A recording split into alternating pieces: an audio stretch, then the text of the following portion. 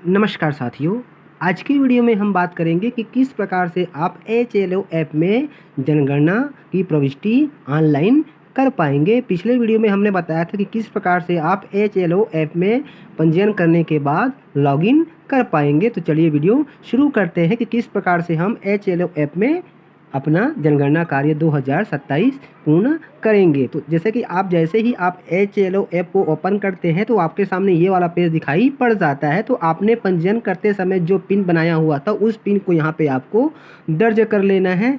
Pin दर्ज करने के बाद जैसे ही आप पिन दर्ज कर लेते हैं तो आपके सामने ये वाला इंटरफेस दिखाई पड़ जाता है। यहाँ पे देखिए दिखाई पड़ रहा है ट्रेनिंग ऐप भारत की जनगणना 2027। यहाँ पे आपको आपका लोकेशन दिखाई पड़ जाएगा और यहाँ पे HLB आपको दिखाई पड़ जाएगा। यदि आपको 2 HLB ब्लॉक आवंटित है तो आपको इसके ऊपर क्लिक करना पड़ेगा। तो यहाँ पे आपको सामने ड्रॉप डाउन दिखाई पड़ जाएगा। उसके बाद यहाँ पे आपका राज्य का कोड, जिला का कोड, यहाँ पे तहसील का कोड और नगर और गाँव का कोड, और साथ ही यदि शहरी क्षेत्र है तो यहाँ पे आपको वार्ड कोड दिखाई पड़ जाएगा। और यहाँ पे आपको जो मकान सूचीकरण ब्लॉक आपको आवंटित हुआ है वह नंबर यहाँ पे शो हो जाता है। उसके बाद यहाँ पे आपको नजरी नक्शे के अनुसार यहाँ पे आपको कितने भवन अलाट किए गए हैं उसकी यहाँ पे आपको संख्या लिख देनी। जैसे कि यहाँ पे हमने एक संख्या लिख दिया और उसके बाद यहाँ पे जनगणना मकानों की संख्या यहाँ पे आपको बता देनी है। या तो इसको आपको सेम लिख देना है या फिर इससे एक्स्ट्रा भी आप लिख सकते हैं। क्योंकि अभी हमको कितना जनगणना मकान प्राप्त होगा ये हमको ज्ञात नहीं है, तो यहाँ जितना हमको भवन नंबर आवंटित है यहाँ पे चलिए हमने उतना संख्या यहाँ पे मेंशन कर दिया। उसके बाद देखिए यहाँ पे टॉप को आपको मेनू बार दिखाई पड़ता है। जैसे ही इसके ऊपर आप क्लिक करते हैं तो यहाँ पे आपको आपका ID और यहाँ पे आपका रोल दिखाई पड़ जाएगा। यहाँ पे SEID डाउनलोड हुई यानी कि कितने लोगों ने आपके ब्लॉक में स्वगणना किया हुआ है उसकी यहाँ पे आपको संख्या दिखाई पड़ जाता है। यहाँ पे ऐप के बारे में जानकारी दिया गया है, इस पर क्लिक करके आप अपना उसके बाद यहाँ पे आपको HLB मानचित्र दिखाई पड़ रहा है, इस पर क्लिक करके आप अपने ब्लॉक का HLB मानचित्र डाउनलोड कर सकते हैं। उसके साथ ही यहाँ पे आपको हेल्प दिखाई पड़ रहा है। जैसे ही आप हेल्प पे क्लिक करेंगे तो आपको हेल्प बताया जाएगा और यहाँ पे आप किस प्रकार से अपना कीबोर्ड चेंज कर पाएंगे यहाँ पे दिखाई पड़ रहा है। और ये लॉग आउट पे क्लिक करके यहाँ से आप लॉग आउट हो जाएंगे। तो यहाँ पे देखिए हमने भवनों की अपेक्षित संख्या और जनगणना मकानों की अपेक्षित संख्या फिल कर लिया है। उसके बाद हमको ये मकान सूचीकरण कार्य पे क्लिक कर देना है। जैसे ही इस पे हम क्लिक करते हैं तो यहाँ पे हमको एक नोटिफिकेशन दिखाई पड़ जाता है। चूंकि ये एक ट्रायल ऐप है तो यहाँ पे बताया गया है कि 30/4/2026 को यह डाटा हटा दिया जाएगा। फिर हमको ये ओके पे क्लिक कर देना है। अब यहाँ पे देखिए हमको ऊपर में मकान सूची ब्लॉक नंबर हमको दिखाई पड़ जाता है और यहाँ पे देखिए हमको 6 ऑप्शन दिखाई पड़ता है। पहला ऑप्शन हमको दिखाई पड़ता है मकान सूची प्रविष्टि की, जिस पे जाकर के हमको मकान सूची की प्रविष्टि करना है। दूसरा ऑप्शन दिखाई पड़ता है हमको डेटा अपडेट करेगा। तो यहाँ पर यदि कुछ जानकारी हमसे त्रुटि हो गई है मकान सूचीकरण के दौरान तो यहाँ पे क्लिक करके हम डेटा को आसानी से अपडेट कर पाएंगे। उसके बाद यहाँ पे कहता है कि पहले से सिंक किए गए डेटा को संशोधित करें। तो यहाँ पर जो डेटा को हमने सिंक कर लिया है और लगता है कि उसमें कुछ हमको संशोधन करना है तो इसके लिए हमको ये वाला ऑप्शन का चयन करना है। और सारांश देखे में जाकर के हम सारांश देख सकते हैं कि कितने मकान सूचीकरण ब्लॉक हमने पूर्ण किया है, कितना हमने अभी हमारे सामने कितना मकान सूचीकरण हमने पूर्ण कर लिया है, कितना शेष है और कितनी की जानकारी अभी अपूर्ण है और कितना हमने सिंक कर लिया है। और यहाँ पे सिंक करे पे जा करके हमको जो डाटा हमने एंट्री की हुई है उसको हमको सिंक करना है। और ये जो लास्ट ऑप्शन दिखाई पड़ता है कि पूर्ण के रूप में चिन्हित करें, इसको हमको तब करना है जब हम अपने पूरे ब्लॉक के जितने भी मकान हमको आवंटित हुआ है, जितने भी भवन संख्या हमको आवंटित हुआ है सभी की यदि हम इस ऐप में प्रविष्टि कर लेते हैं तब हमको ये पूर्ण के रूप में चिन्हित करे पे क्लिक करना है। तो चलिए बारी बारी से हम सब पे कार्य करते हैं। सबसे पहले दिखाई पड़ता है हमको मकान सूची की प्रविष्टि, तो हमको इसके ऊपर पहले क्लिक करना है। जैसे ही क्लिक करते हैं तो यहाँ पे देखिए हमारे सामने ये वाला पेज दिखाई पड़ जाता है, जब से जिसमें पहला ऑप्शन दिखाई पड़ता है लाइन क्रमांक का। जो लाइन क्रमांक है हमको 3 डिजिट में दिखाई पड़ेगा। जैसे कि आपको दिखाई पड़ रहा है 001, यदि हम 10 पे जाएंगे तो वो 010 हो जाएगा। ये लाइन जो क्रमांक है ये ऑटो जनरेट होगा सीक्वेंस से, इसको हमको चेंज नहीं कर सकते। और दूसरा दिखाई पड़ता है आपको भवन नंबर। अब भवन नंबर कौन सा है, तो भवन नंबर जब आप जनगणना करने के लिए जाते हैं, मकान सूचीकरण कार्य करने के लिए जाते हैं तो घर के सामने दीवार पे जो अंकन होगा वह भवन नंबर यहाँ पे आपको फिल करना है। जैसे कि मान लीजिए कि मेरे को जो भवन नंबर अलाट हुआ है तो यहाँ पे चलिए मैं भवन नंबर फिल कर लेता हूँ। जैसे शुरुआत में मेरे को प्राप्त हुआ है 54, तो मैंने यहाँ पे 54 कर लिया। शुरुआत में जब आप मकान सूचीकरण का कार्य करेंगे तो यहाँ पे आपका जो दोहराए जो बटन आपको यहाँ पे दिखाई पड़ रहा है यह आपका डिसेबल रहेगा। जब आप एक भवन का पूरी जानकारी फिल कर लेते हैं उसके बाद यह आपका इनेबल हो जाएगा। उसके बाद जैसे ही हम जनगणना मकान नंबर यहाँ पे हमको ये ब्लैंक दिखाई पड़ रहा है तो हमको ये नया पे क्लिक करना है। जब पहले मकान की प्रविष्टि कर रहे होंगे तो यहाँ पे हमारे सामने ये दोहराए वाला भी डिसेबल रहेगा। तो चलिए हमने यहाँ पे नया पे क्लिक किया, देखिए यहाँ पे क्लिक किया, देखिए हमारे सामने ये जो है जनगणना मकान नंबर ऑटो जनरेट आ चुका है। तो जनगणना मकान नंबर यह हमारा 4 डिजिट का होगा, जैसे कि आपको दिखाई पड़ रहा है 00001। उसके बाद नीचे में हमको 3 ऑप्शन दिखाई पड़ता है, पिछला, सीधे जाए और अगला। पिछला पे क्लिक करेंगे तो आप बैक स्क्रीन पे आ जाएंगे, अगला को क्लिक करेंगे तो आप अगले स्क्रीन पे आ जाएंगे और सीधे जाए पे क्लिक करेंगे तो यह आपको किसी विशेष प्रश्न पे ले जाएगा जिस पे आप जाना चाहते हैं। तो यहाँ पे देखिए लाइन क्रमांक, भवन नंबर और यहाँ पे जनगणना मकान नंबर जो ऑटो जनरेट है यहाँ पे हमने फिल कर लिया। उसके बाद फिर हमको ये अगला पे क्लिक करना है। जैसे ही अगला पे क्लिक करते हैं तो यहाँ पे पूछता है कि क्या परिवार ने स्वगणना पूरी कर ली है। यदि परिवार ने स्वगणना कर ली है तो हमको वहाँ पे क्लिक करना पड़ेगा और उनका जो 12 डिजिट का ऐसी नंबर उसको हमको फिल करने के बाद आगे की कार्रवाई करनी है। क्योंकि इस परिवार ने जो है स्वगणना नहीं किया हुआ है इसलिए हमने यहाँ नहीं पे क्लिक कर दिया। उसके बाद 4 नंबर से हमारा जो प्रश्न है शुरू हो जाता है कि जनगणना मकान के फर्श में प्रयुक्त प्रमुख सामग्री क्या है। यहाँ पे हमको ऑप्शन दिया गया है कि मिट्टी है, कि लकड़ी का बांस है, कि पक्की ईंट है, कि पत्थर है, कि सीमेंट है, कि मोज़ेक या फर्श की टाइल है या फिर अन्य कोई है। तो जिस जनगणना भवन का हम यहाँ पे जानकारी कलेक्ट कर रहे हैं तो वहाँ के हमको मकान के फर्श को देखना है और जिस सामग्री का उपयोग हुआ है उस पर हमको इस प्रकार से चयन कर लेना है। उसके बाद फिर हमको अगला पे क्लिक करना है तो हमारे सामने अगला प्रश्न आ जाता है। यहाँ पे कहता है कि जनगणना मकान की दीवार में प्रयुक्त प्रमुख सामग्री क्या है। यहाँ पे पहला में कहा गया कि घास फूस, बांस आदि, प्लास्टिक या पॉलीथीन, मिट्टी या कच्ची ईंट। चौथा में ऑप्शन दिया है लकड़ी। पांचवा है पत्थर मसाला गारा के साथ नहीं और पत्थर मसाला गारा के साथ, जीआई या धातु या फिर एस्बेस्टस की चादरें या पक्की ईंट या कंक्रीट या फिर अन्य कोई। यहाँ पे 1 से लेकर के जो 9 तक ऑप्शन दिया गया इसमें से कोई ऑप्शन लागू नहीं होता है तो हमको अन्य कोई का चयन करना है। चूँकि वहाँ की जो दीवार है वह पक्की ईंट का है तो यहाँ पे हमने ये पक्की ईंट का चयन कर लिया।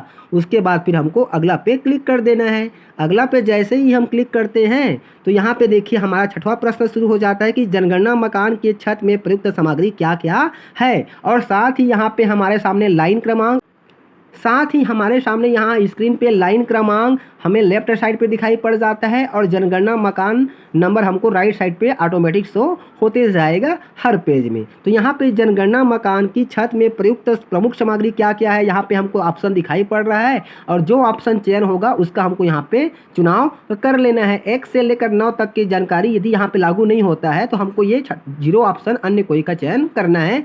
चूँकि मकान की जो छत है संबंधित जनगणना मकान के लिए कंक्रीट का है तो हमने ये कंक्रीट का चयन कर लिया। उसके बाद हमको अगला जाए पे क्लिक करना है। अब यहाँ पे देखिए जनगणना मकान विवरण कहता है नंबर 7 में कि जनगणना मकान के उपयोग का पता लगाएं कि यह केवल आवास के लिए उपयोग हो रहा है तो हमको पहले का चयन करना है और साथ अन्य उपयोग के लिए किया जा रहा है तो हमको दूसरा ऑप्शन का चयन करना पड़ेगा। और यदि वह केवल दुकान या कार्यालय है तो हमको इस तीसरा ऑप्शन का चयन करना पड़ेगा। स्कूल या कॉलेज आदि है तो हमको चौथा ऑप्शन का चयन करना है।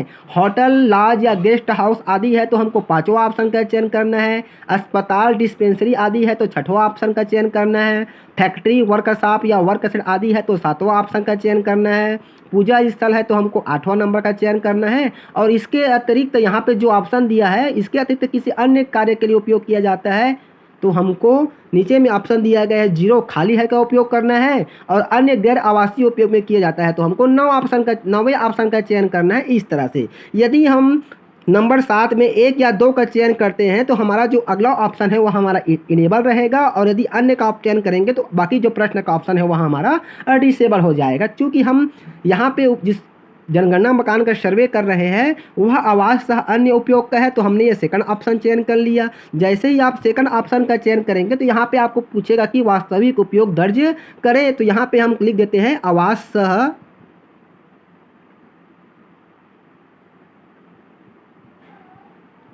सह दुकान। इस तरह से यहाँ पे आवास सह हमने दुकान लिख दिया। उसके बाद हमको ओके पे क्लिक कर देना है इस तरह से। और यदि मान लीजिए यहाँ पे आप पहला या दूसरा ऑप्शन चयन करते हैं और यदि मान लीजिए घर में ताला लगा हुआ है तो आपको ये लाख है का चयन करना होगा, और संस्थागत परिवार है तो आपको ये संस्थागत परिवार का चयन करना है। उसके बाद फिर आपको अगला पे क्लिक करना है। अगला है जैसे ही क्लिक करते हैं तो 8वां प्रश्न कहता है कि मकान की स्थिति कैसी है, कि अच्छी है, कि केवल रहने योग्य है या फिर जीर्ण शीर्ण है। चूँकि वर्तमान में हम जिस जनगणना मकान का सर्वे कर रहे हैं वो अच्छी स्थिति में, इसलिए हमने ये पहला ऑप्शन चयन कर लिया। उसके बाद आपको अगला का चयन करना है। यहाँ पे कहता है कि परिवार के मुखिया से संबंधित, यहाँ पे देखिए परिवार क्रमांक जो है 3 डिजिट में ये ऑटो जनरेट हो चुका है।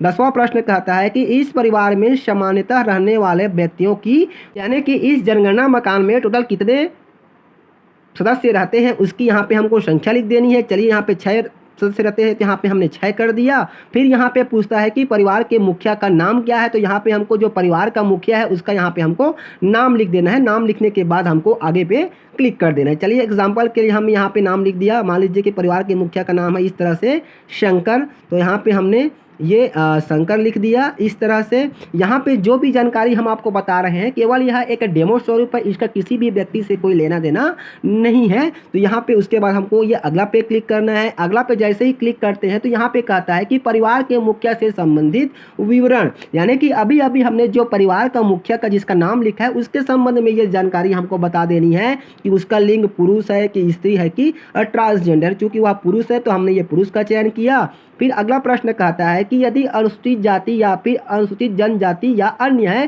तो यहाँ पे हमको बता देना है कि वह कौन से वर्ग से, चूँकि जिसका अभी हमने डेमो स्वरूप लिया हुआ, तो मान लीजिए कि वह अनुसूचित जनजाति का है तो हमने ये अनुसूचित जनजाति का चयन कर लिया। यदि आपको मालूम नहीं है कि कौन सी जाति किस वर्ग में आता है तो यहाँ पे देखिए अजा या फिर अजजा की सूची देखने के लिए यहाँ क्लिक करके आप यहाँ से जान पाएंगे कि कौन सी जाति कौन सी वर्ग में आता है।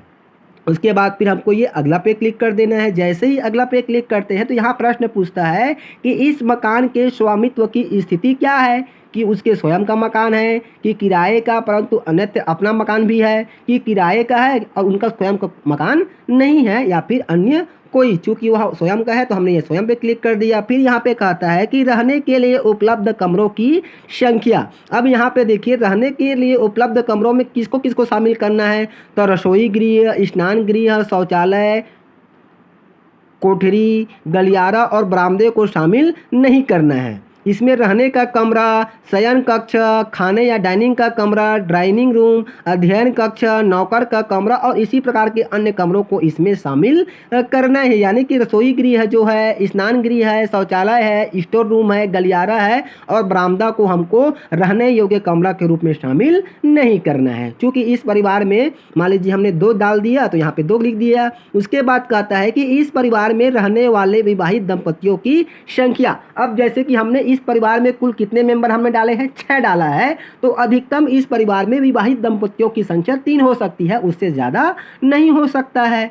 चलिए यहाँ पे विवाहित दंपतियों की संख्या हमने यहाँ पे 2 डाल दिया। उसके बाद फिर हमको अगला पे क्लिक करना है। जैसे ही हम अगला पे आते हैं तो यहाँ पे कहता है कि परिवार को उपलब्ध सुविधाएं, तो यहाँ पे पेयजल का मुख्य स्रोत हमको बता देना है कि नल का पानी उपचारित स्रोत से है, कि नल का पानी अनउपचारित स्रोत से है, कि कुआं से है, कि हैंडपंप, ट्यूबवेल या फिर बोरवेल या फिर झरना का पानी पीते हैं, या फिर नदी या नहर का, या फिर टैंक या तालाब या फिर झील का, या फिर सील बंद पैकेट या फिर बोतल का पानी, या फिर अन्य स्रोत। तो जो भी परिवार के लिए लागू होगा उसका हमको चयन कर लेना है इस तरह से। उसके बाद फिर हमको अगला पे क्लिक कर देना है। फिर यहाँ पे कहता है कि पेयजल की उपलब्धता हमको बतानी है। यहाँ परिसर का निकट का अर्थ है नगरीय क्षेत्र के लिए 100 मीटर और ग्रामीण क्षेत्र के लिए 500 मीटर निर्धारित है। तो यहाँ पे देखिए परिसर के अंदर है कि परिसर के निकट है कि दूर है। तो परिसर के निकट में आपका ग्रामीण क्षेत्र के लिए 500 मीटर है और शहरी क्षेत्र के लिए 100 मीटर है।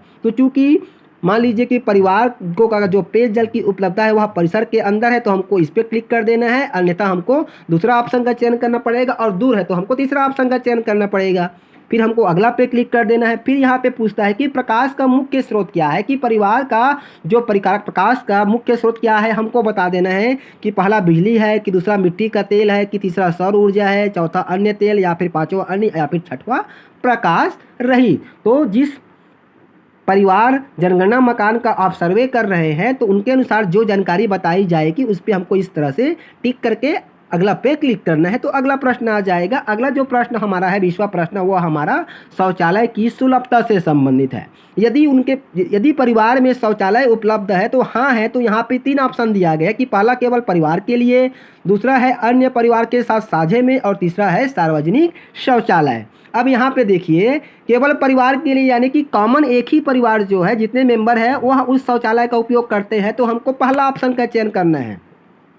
अन्य परिवार के साथ साझे में का कहने का मतलब है कि मान लीजिए कि उस जनगणना मकान में 2 जनगणना मकान है या फिर 2 परिवार है, एक जनगणना मकान में 2 परिवार हैं और दोनों जो है संयुक्त रूप से एक ही शौचालय का उपयोग करते हैं, तो आपको दूसरा का चयन करना है। और मान लीजिए कि उस परिवार के घर में शौचालय उपलब्ध नहीं है और वे सार्वजनिक शौचालय का उपयोग करते हैं, तो आपको तीसरा का चयन करना है। तो और मान लीजिए कि परिवार के पास घर में किसी प्रकार का कोई शौचालय उपलब्ध नहीं है और वे खुले में जाते हैं, तो आपको चौथा का चयन करना है। तो चलिए, यहाँ पे हमने पहला का चयन कर लिया, उसके बाद आपको अगला पे क्लिक करना है। जैसे ही आप हाँ वाले में से चयन करते हैं तो यहाँ पे देखिए ऑप्शन आ जाता है कि शौचालय का आपको प्रकार बताना है कि फ्लश या फिर पौर फ्लश शौचालय से जुड़ी हुई है। तो यहाँ पे 3 ऑप्शन दिया गया है कि पाइप सीवर पद्धति का है, कि सेप्टिंग टैंक का है, कि अन्य पद्धति का है। यदि 2 गड्ढा वाला शौचालय है तो आपको बताना है कि स्लैब के साथ उन्नत हवादार गड्ढा है या फिर स्लैब के बिना खुला गड्ढा है। 1 गड्ढा वाला शौचालय है तो आपको बताना है कि स्लैब के साथ उन्नत या फिर हवादार गड्ढा है या फिर स्लैब के बिना खुला गड्ढा है।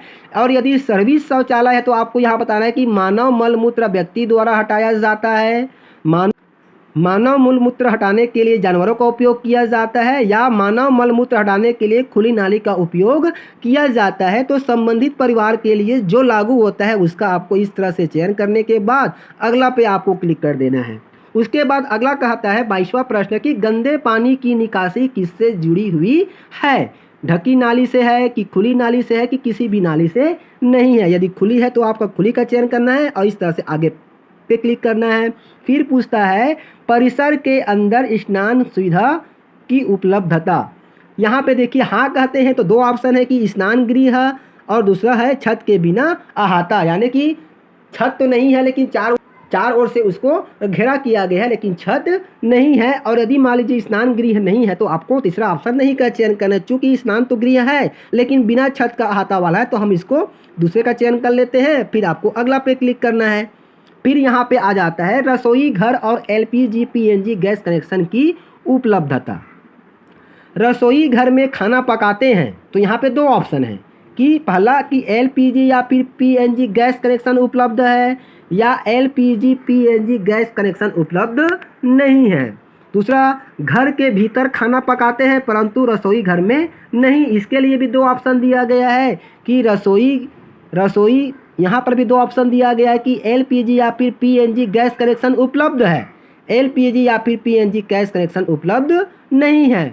खुले में या घर के बाहर खाना बनाते हैं तो इसमें भी 2 ऑप्शन दिया गया है कि एलपीजी पीएनजी गैस कनेक्शन उपलब्ध है और एलपीजी पीएनजी गैस कनेक्शन उपलब्ध नहीं है। और खाना नहीं पकाते हैं उसके लिए 7वां ऑप्शन दिया गया है। तो जो भी परिवार के लिए लागू होता है उसका आपको इस तरह से ऑप्शन का चयन कर लेना है। उसके बाद फिर आपको अगला पे क्लिक करना है। जैसे ही अगला प्रश्न पे आते हैं तो यहाँ पे कहता है खाना पकाने के लिए प्रयुक्त मुख्य ईंधन। यहाँ पे आपको बताना है कि वो जलाऊ लकड़ी का उपयोग करते हैं, कि फसल का अवशेष का उपयोग करते हैं, कि उपला या कंडा का उपयोग करते हैं, कि पक्का कोयला लिग्नाइट या फिर कच्चा कोयले का उपयोग करते हैं, कि मिट्टी का तेल है, कि एलपीजी या पीएनजी है, कि बिजली है, कि गोबर बायोगैस है, कि सौर ऊर्जा है। और ऊपर 1 से लेकर के जो 9 जानकारी दी गई है उसमें लागू नहीं है, तो आपको अन्य कोई का उपयोग कर लेना है। तो चूंकि यह जो परिवार है जलाऊ लकड़ी का उपयोग करता है तो हमने ये जलाऊ लकड़ी का चयन कर लिया। फिर आपको अगला पे क्लिक करना है। फिर यहाँ पे पूछता है कि रेडियो या फिर ट्रांजिस्टर की जानकारी। यदि हाँ है तो आपको यहाँ पे 3 ऑप्शन दिया गया है कि घर में परंपरागत रेडियो सेट है, या फिर मोबाइल या फिर स्मार्टफोन से रेडियो को सुनते हैं, या अन्य किसी उपकरण पर। और यदि नहीं है तो आपको चौथे ऑप्शन का चयन करना है। चूँकि यहाँ पे जो रेडियो है वह मोबाइल या फिर स्मार्टफोन पर है, इसका हमने चयन किया। फिर आपको अगला पे क्लिक कर देना है। प्रश्न 27 कहता है टेलीविज़न। तो यहाँ पे आपको बता देना है टेलीविज़न यदि है तो दूरदर्शन मुफ्त डिश है, कि अन्य डीटीएच डिश है, कि केबल कनेक्शन है, कि या फिर अन्य कोई है। इस प्रकार से आपको चयन कर लेना है। और यदि टेलीविज़न उपलब्ध नहीं है तो आपको 5वें ऑप्शन नहीं का चयन करने के बाद अगला पे क्लिक करना है। 28वां प्रश्न में कहता है इंटरनेट की फैसिलिटी यदि है तो यहाँ पे आपको बताना है कि लैपटॉप या फिर कंप्यूटर में है, मोबाइल या स्मार्टफोन में है कि किसी अन्य उपकरण या फिर डिवाइस में है। जो भी परिवार के लिए लागू होता है उसका आपको चयन करने के बाद आगे बढ़ना है। और यदि इंटरनेट की सुविधा नहीं है तो आपको नंबर 4 का चयन करना है। उसके बाद फिर आपको 29वां प्रश्न कहता है कि लैपटॉप या फिर कंप्यूटर की उपलब्धता। यदि परिवार के पास लैपटॉप या फिर कंप्यूटर उपलब्ध है तो आपको हाँ का चयन करना है, अन्यथा नहीं का चयन करने के बाद आपको आगे बढ़ जाना है। फिर 30वां प्रश्न कहता है टेलीफोन और मोबाइल फ़ोन या फिर स्मार्टफोन। यदि हाँ कहता है तो यहाँ पे आपको बताना है कि पहला ऑप्शन केवल लैंडलाइन है कि केवल मोबाइल फ़ोन है या फिर अन्य साधारण मोबाइल फ़ोन है कि दोनों है। दोनों का कहने का मतलब है कि स्मार्टफोन भी है और अन्य साधारण मोबाइल भी है या फिर केवल लैंडलाइन है। तो जो भी परिवार के लिए लागू होता है उसका आपको इस प्रकार से चयन कर लेना है। और यदि मान लीजिए स्मार्टफोन या फिर मोबाइल नहीं है तो आपको पांचों ऑप्शन नहीं का चयन करने के बाद अगला पे क्लिक करना है। 31वां प्रश्न कहता है साइकिल और स्कूटर या मोटरसाइकिल या फिर मोपेड की उपलब्धता। साइकिल है तो आपको 1 नंबर का चयन करना है, स्कूटर मोटरसाइकिल या मोपेड है तो दूसरे नंबर का चयन करना है, और दोनों है तो तीसरा नंबर दोनों का चयन करना है। और मान लीजिए कि नहीं है, दोनों नहीं है तो आपको नंबर 4 का चयन करना है। इस तरह से 32वां प्रश्न कहता है कार, जीप या फिर वैन। यदि है तो 1 नंबर का चयन करना है और नहीं है तो आपको 2 नंबर का चयन करना है। उसके बाद फिर आपको अगला पे क्लिक कर देना है। फिर 33वां नंबर कहता है कि परिवार द्वारा उपभोग किए जाने वाले मुख्य अनाज, कि वह चावल का उपयोग करता है कि गेहूं का, कि ज्वार, की बाजरा, की मक्का या फिर कोई अन्य। तो जो भी परिवार द्वारा अधिक मात्रा में उपयोग किया जाता है उसका आपको इस प्रकार से चयन करने के बाद अगला पे क्लिक कर देना है। और लास्ट में कहता है मोबाइल नंबर, यह केवल जनगणना संबंधी कार्य के लिए है। तो यहाँ पे संबंधित परिवार का कोई सा भी एक 10 डिजिट का यहाँ पे मोबाइल नंबर फिल करने के बाद हमको सबमिट पे क्लिक कर देना है। तो इस तरह से हमको सबमिट पे क्लिक कर देना है। जैसे ही हम सबमिट पे क्लिक करते हैं तो यहाँ पे हमारे सामने एक बार समरी आ जाता है जिसमें आपका क्रम संख्या, भवन नंबर, जनगणना मकान नंबर, ये पूरी जानकारी हमको दिखाई पड़ जाती है जो हमने परिवार से पूछ करके फिल किया हुआ है। उसके बाद फिर हमको यहाँ पुष्टि करे पे क्लिक कर देना है। और यदि मान लीजिए कि जो प्रश्न हमने पूछा हुआ है उसमें कुछ त्रुटि हो गई है तो यहाँ से चाहे तो आप रद्द पे क्लिक करके रद्द कर सकते हैं। तो चलिए, चूँकि जो भी जानकारी है यहाँ पे हमने डेटा के लिए लिया हुआ है, मान लीजिए कि वह सही है, तो हमको ये पुष्टि करे पे क्लिक करना है। जैसे ही हम पुष्टि करे पे क्लिक करते हैं तो हमारे सामने फिर से ये देखिए होम पेज आ चुका है। अब एक परिवार हमने कंप्लीट कर लिया। अब यहाँ पर देखिए हमने एक जनगणना मकान कंप्लीट कर लिया। उसके बाद फिर से हमारे सामने होम पेज आ गया है। अब यहाँ पर देखिए लाइन क्रमांक जो है सीक्वेंस में 0 002 हो चुका है। अब यहाँ पे नंबर 2 कहता है भवन नंबर। अब मान लीजिए हम उसी भवन नंबर पे हैं और वहाँ पे 2 जनगणना मकान है, तो उसके लिए हम क्या करेंगे, यहाँ पे दोहराए पे क्लिक करेंगे तो वही भवन नंबर यहाँ पे ऑटोमेटिक फिल हो जाएगा। जिस भवन का हमने अभी मकान सूचीकरण किया हुआ है वहाँ पर केवल एक जनगणना भवन था, एक जनगणना मकान था, तो उसके लिए यहाँ पे हमको मैन्युअली फिर से हमको इस तरह से फिल करना है और आगे बढ़ जाना है। अब यहाँ पे देखिए हमने दोहराए पे क्लिक किया है तो वही जनगणना भवन आ चुका है। अब यहाँ पे देखिए जनगणना मकान नंबर है। अब इसको आप समझिए। अब यहाँ पर देखिए कि मान लीजिए कि भवन नंबर हमारा वही है, तो उसके लिए हम दोहराए पे क्लिक करेंगे तो भवन नंबर हमारा वही आ जाएगा। अब यहाँ पे जनगणना मकान नंबर कहता है तो यहाँ पे देखिए दोहराए पे क्लिक करेंगे तो हमारे सामने वही जनगणना मकान नंबर आ जाएगा जो पहले हमने प्रविष्ट किया हुआ है। और नया कब करना है, तो नया तब करना है कि मान लीजिए कि भवन नंबर यहाँ पे हमने 54 फिल किया हुआ है और उस भवन नंबर पे हम जब जाते हैं तो पाते हैं कि वहाँ पे 2 जनगणना मकान है, तो उसके लिए हमको ये नया पे क्लिक करना है। तो जैसे ही हम नया पे क्लिक करेंगे तो हमारे सामने यहाँ पे नया जनगणना मकान नंबर आ जाएगा। जैसे कि देखिए हमने यहाँ पे नया पे क्लिक किया तो यहाँ पे देखिए नया जनगणना मकान आ चुका है 002। अब पहला जनगणना मकान क्या था, 001 था। ये तो हो गई पहली स्थिति। अब हम देखते हैं कि भवन नंबर 54 में एक ही जनगणना मकान है लेकिन उसमें 2 परिवार रहते हैं। उस स्थिति में हम क्या करेंगे, यहाँ दोहराए पे क्लिक करेंगे। तो दोहराए पे क्लिक करेंगे तो क्या हो जाएगा, जनगणना मकान सेम हो जाएगा, यानी कि एक जनगणना भवन, एक जनगणना मकान और वहाँ पे 2 परिवार रहते हैं। और नया की स्थिति में क्या होगा कि जनगणना भवन 1 है, जनगणना मकान 2 है और वहाँ पे 2 परिवार रहते हैं और दोनों के लिए अलग अलग जनगणना मकान है।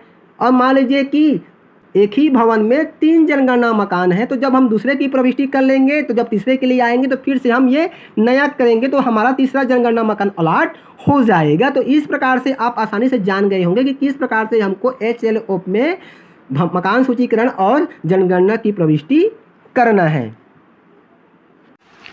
यहाँ पे देखिए हमको स्थिति दिया गया है कि यहाँ पे देखिए स्थिति 1 कहता है कि भवन नंबर 6 में एक जनगणना मकान है और गैर आवासीय प्रयोजनों के लिए उपयोग किया जाता है। तो यहाँ पे देखिए भवन नंबर क्या हो गया 6 हो गया, जनगणना मकान नंबर क्या आ गया 008 आ गया और यहाँ पे परिवार नंबर उसको अलॉट नहीं हुआ। क्यों नहीं हुआ? क्योंकि ये गैर आवासीय है। स्थिति 2 बनती है कि भवन नंबर 6 में एक जनगणना मकान और एक परिवार रहता है। तो यहाँ पे भवन नंबर 6 हो गया, जनगणना मकान नंबर क्या हो गया 008 हो गया और परिवार क्रमांक हो गया 009। स्थिति नंबर 3 बनती है कि भवन नंबर 6 में एक जनगणना मकान और 2 परिवार है। जैसे कि मैंने आपको अभी बताया कि यहाँ पे देखिए भवन नंबर 6 ही रहेगा, जनगणना मकान दोनों के लिए 008 ही है और यहाँ पे परिवार क्रमांक 009 और 0010 हो गया। यानी कि भवन नंबर भी एक ही है और जनगणना मकान भी एक ही है, बस यहाँ पे परिवार 2 है, अलग अलग हो गया। स्थिति नंबर 4 बनती है कि भवन नंबर 6 में 2 जनगणना मकान है और प्रत्येक में एक परिवार रहता है। यानी कि भवन नंबर 6 सेम है, समान है और जनगणना मकान दोनों के लिए अलग अलग है 008 और 009 और यहाँ पे परिवार हो जाएगा 009 और 0010। अब यहाँ पे देखिए स्थिति 5 बनती है कि भवन नंबर 6 में 2 जनगणना मकान है और एक में 3 परिवार रहता है और दूसरे में 2 परिवार रहता है। यानी कि देखिए जनगणना भवन 6 है और यहाँ पर यहाँ पे देखिए जनगणना भवन 6 है, यहाँ पर जनगणना भवन सबके लिए समान हो गया। अब यहाँ पे जनगणना मकान जो है हमारा 8 है, उस 8 में कितने परिवार रह रहे हैं? तो 1, 2 और 3, उसको परिवार नंबर दिया गया 009, 010 और 011। अब उसी प्रकार से यहाँ पे देखिए यहाँ पे अगला मकान नंबर क्या दिया गया है 009 और यहाँ पे जो परिवार नंबर दिया गया है 012 और 013। इस प्रकार से यहाँ पे स्थिति को समझिए। यानी कि यहाँ पे मकान नंबर 2 अलॉट है, लेकिन एक मकान में 3 परिवार रह रहा है और एक मकान में 2 परिवार रह रहा है, लेकिन भवन नंबर हमारा 6 ही है। स्थिति नंबर 6 बनती है कि भवन नंबर 6 जिसमें 3 जनगणना मकान है। पहले जनगणना मकान में एक सामान्य परिवार रहता है, दूसरे में संस्थागत परिवार रहता है और तीसरे में भी सामान्य परिवार रहता है। तो यहाँ पे देखिए भवन नंबर सेम है, यहाँ पे देखिए जनगणना मकान नंबर 8, 9 और ये 10 हो गया और पहले जनगणना मकान में एक परिवार सामान्य परिवार रहता है तो 009 हो गया। दूसरे जनगणना मकान यानी कि 009 में संस्थागत परिवार है, उसका कोड हो गया 0999 हो गया और तीसरे जनगणना मकान में 010 में एक परिवार रहता है 010। इस प्रकार से तो यहाँ से स्थिति जो है क्लियर कर दिया गया है।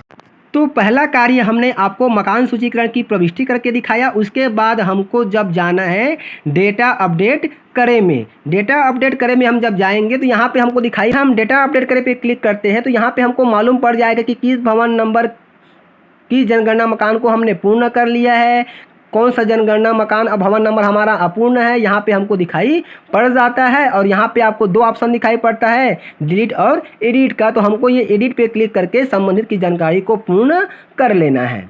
अब संबंधित की जानकारी को पूर्ण कर लेना है, उसके बाद फिर हमको ये सारांश देखे पे जाना है। तो सारांश देखे पे जाएंगे तो यहाँ पे हमको दिखाई पड़ जाता है कि कुल कितने जनगणना मकान है, कुल कितने गैर आवासीय मकान है, कुल कितने संस्थागत परिवार है, कुल को कितना हमने पूर्ण कर लिया है, कितना अपूर्ण है, कितना हमने सिंक किया है, कितना लॉक किया, कितना हटाया गया है, ये हमको दिखाई पड़ जाता है। उसके बाद फिर क्या करना है, हमको ये सिंक करे पे क्लिक करना है। जैसे ही हम सिंक करे पे क्लिक करेंगे तो हमारे सामने क्लिक करेंगे हमारे सामने ये वाला ऑप्शन ओपन हो जाएगा। इस डिब्बे को हमको चेक करना है और यहाँ पे प्रगलक अपना एक साइन करेगा और साइन करने के बाद यहाँ पे सेव करे और सिंक करे पे क्लिक करेगा। जैसे ही सेव करे और सिंक करे पे क्लिक करेगा तो जो डाटा आपने प्रविष्ट किया हुआ है उसकी जो जानकारी है वह CMMS पोर्टल पर चला जाएगा। फिर है आपको ठीक है करे पे क्लिक कर देना है। उसके बाद हम फिर से बैक हो जाते हैं और बैक होने के बाद फिर से हम चलिए यहाँ पे सारांश देखे पे क्लिक करते हैं। तो यहाँ पे देखिए कितने सिंक किया है, यहाँ पे हमको जानकारी दिखाई पड़ जाती है। यानी कि जो डाटा हमने जो पूर्ण किया हुआ है वही डाटा यहाँ पे आपका सिंक होगा और जो अपूर्ण है या फिर डेट है वह सिंक नहीं होगा। अब मान लीजिए कि सिंक करने के बाद भी हमको लगता है कि कुछ डेटा उस पर त्रुटि हो गई है, तो उसके लिए फिर हमको ये पहले से सिंक किए गए डेटा को संशोधित करे पे क्लिक करना पड़ेगा और यहाँ पे जो डाटा सिंक किया गया है उसकी यहाँ पे हमको जानकारी दिखाई पड़ जाती है और हमको ये एडिट पे क्लिक करके जहाँ पे हमको कुछ त्रुटि नज़र आता है उसको सुधार करके फिर से हमको उसको सबमिट कर देना है, सेव कर देना है और फिर से जा करके उसको हमको सिंक करना है।